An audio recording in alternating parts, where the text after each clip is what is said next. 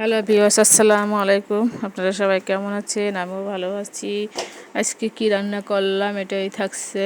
তো আজকে আমি বিরিয়ানি রান্না করব। বিরিয়ানি রান্না করার জন্য এই যে বিরিয়ানির চাউল নিয়ে নিচ্ছি আর বিরিয়ানির মশলা, এরপরে নেব বিরিয়ানি পাতা। এটা হচ্ছে বিরিয়ানি পাতা, দিলে অনেক ঘ্রাণ বের হয়। এরপর আমি কড়াইয়ে তেল দিয়ে মশলা দিয়ে দিয়েছি, দিয়ে এটি সুন্দরভাবে কষিয়ে নেব।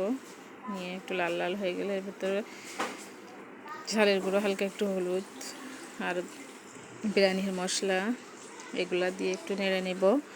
নেড়ে নেওয়ার পরে এগুলার ভিতরে আমি মাংস দিয়ে দেব।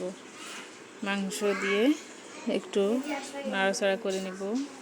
নিয়ে হালকা একটু পানি দিয়ে এটা আমি কষানোর জন্য চুলায় ঢাকা দিয়ে রেখে দেবো। ঢাকা দিয়ে রেখে দেওয়ার পর তো এটা আমি চাউলের সাথে অ্যাড করবো। আমি পাশের চুলায় চাউলটা ভাজি করে নিয়েছি। নিয়ে এবার আমি প্রেসারের মধ্যে একটু বিরিয়ানির মশলা দিলাম। এরপরে চাউল এবং মাংস দুটোই অ্যাড করে দিব। দেওয়ার পরে যে আমার বিরিয়ানির আসল লুক। ভালো লাগলে লাইক, কমেন্ট, শেয়ার করে পাশে থেকে আসসালামু আলাইকুম।